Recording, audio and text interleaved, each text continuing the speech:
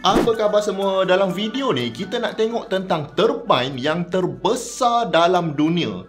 Dia punya besar sampaikan sekali je turbine dia rotate, dia boleh supply elektrik pada sebuah rumah selama 2 hari. Ini baru sekali pusing tau.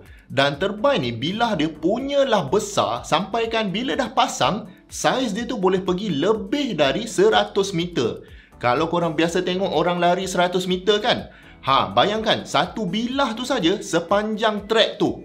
Memang panjang. Jadi 100 meter ni satu bilah tau. Kalau wind turbine biasanya ada 3 bilah. Maknanya saiz keseluruhan turbine ni adalah lebih dari 200 meter. Jadi kita nak tengok power sangat ke turbine ni dan berapa banyak electricity yang dia boleh bagi dan macam mana orang boleh buat turbine gergasi ni. Okey, jom kita tengok. Jadi turbine ni kalau korang nak tahu, dia adalah satu alat yang boleh convert tenaga kinetik kepada tenaga elektrik.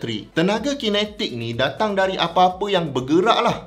Contohnya kalau turbine dalam turbocharger kita tu, gas exhaust kita yang bergerak. Kalau wind turbine pula, tenaga kinetik tu datang dari angin. Jadi bila turbine ni dah start berpusing, dia akan rotate generator dekat dia punya center tu. Generator ni pula agak simple saja sebenarnya. Dia dibuat daripada magnet. Dan magnet ni bila ada wire bergerak dan potong medan magnet tu, jadi elektrik pun akan terhasil. Konsep wind turbine ni punya generator sama je macam hydroelectric turbine dekat empangan kita tu.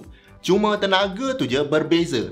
Kalau dekat hydro, dia guna air yang deras tu untuk putarkan turbine. Kalau dekat nuclear power plant, reaktor yang panas tu diorang guna untuk didihkan air dan steam yang terhasil tu diorang guna untuk putarkan turbine.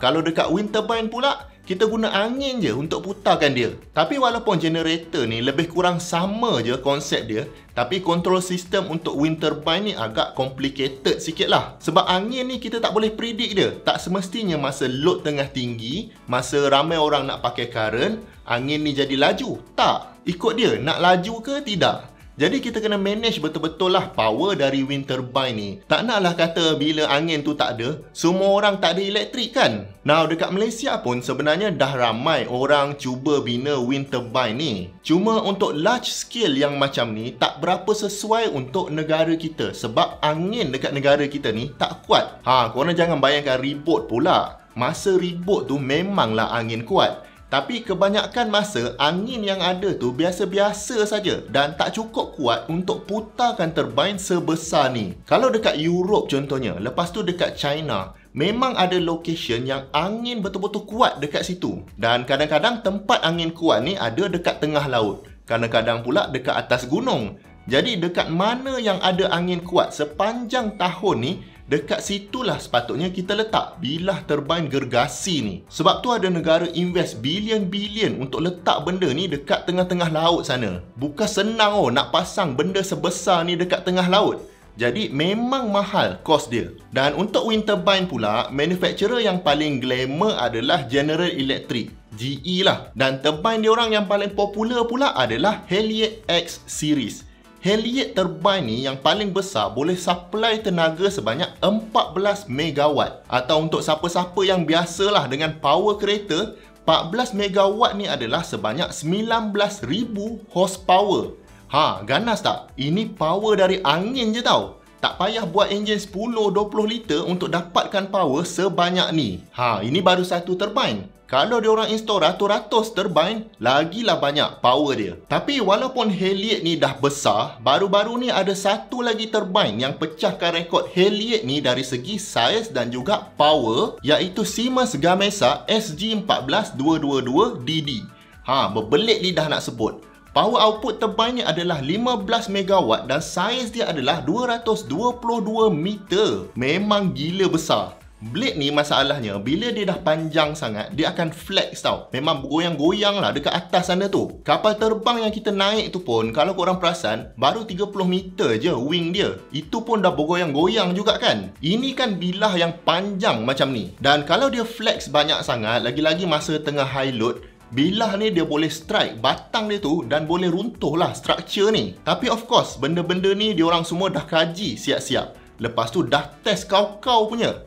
Ada satu test yang saya tengok, memang dia orang saja letak pemberat untuk lenturkan blade ni untuk tengok sejauh mana dia boleh flat sebelum patah. Jadi tak ada isu safety lah dekat sini. Memang selamat wind farm ni. Cuma disebabkan wind turbine ni kos dia sangat mahal untuk pasang dan untuk operate, dan kalau ada apa-apa rosak pun memang susah nak baiki.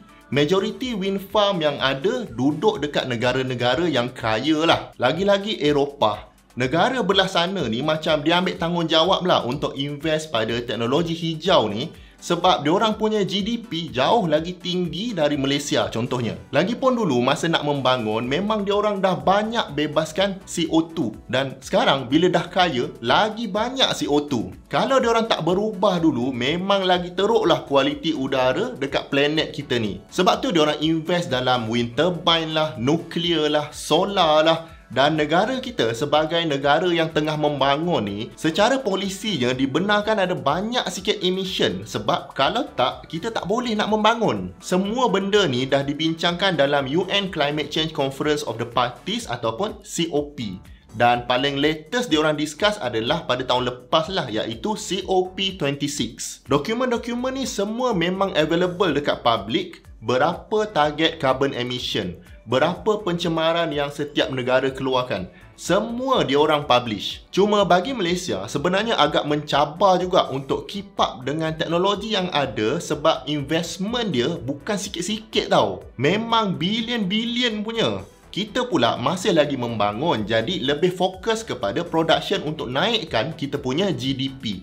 Tapi bagi saya okey je, kita biarkan diorang test dulu teknologi terbaru ni, dan kita study lah contoh-contoh yang ada. Jadi bila sampai masa kita nak buat investment ni, kita dah tahu teknologi mana yang paling bagus, berapa kos dia, berapa lama dia boleh tahan, dan macam-macam lagi. Dan kalau dekat Malaysia ni, disebabkan kita duduk dekat betul dengan garisan khatulistiwa, mungkin option yang lebih baik berbanding wind turbine ni adalah solar panel. Sekarang ni pun dah banyak dah solar farm dekat Malaysia ni. Kalau lalu highway utara selatan tu kan, kadang-kadang memang boleh nampak. Cuma bagi saya lah, tak cukup banyak lagi. Pun sebab teknologi ni harga dia mahal. Tapi kalau ikutkan, planet kita ni memang solar powered kan. Manusia pun solar powered juga. Contohnya, untuk hidup ni kita kena makan. Katakan kita makan daging. Daging ni datang dari lembu, dan lembu makan rumput kan. Rumput tu kalau nak hidup, kena ada matahari, barulah dia boleh buat fotosintesis. Pasal dah masuk kelas sains pula ni. Tapi nak katanya sejak berkurun lagi, memang bumi kita sebenarnya solar powered. Jadi tak mustahil bila teknologi solar panel ni dah cukup matang nanti, dan bila dia dah jadi murah, semua orang akan pakai solar panel ni. Even energy provider pun akan guna solar panel ni. Cuma sekarang ni belum betul-betul jelas lagi lah teknologi apa yang dapat bagi benefit yang banyak tapi harga maintain murah macam arang batu. Dan researcher dan saintis-saintis yang bijak-bijak dalam dunia ni memang tengah bekerja keras lah untuk cari penyelesaian. Itu yang keluar muncul turbine gegasi macam Siemens Gamesa ni. Jadi kalau korang dapat stay sampai hujung video ni, korang memang power lah. Sebab tajuk ni antara tajuk yang agak berat juga. Biasanya kita relax je kan. Jadi jangan lupa tinggalkan komen anda di bawah. Dan kalau anda dapat belajar something dari video ni, saya hargai sangat kalau anda dapat bantu channel ni dengan 2 klik. Klik butang like dan klik butang subscribe. Dan sharekan juga video ni pada siapa-siapa yang anda rasa bermanfaat. Jumpa lagi di video yang akan datang. Assalamualaikum.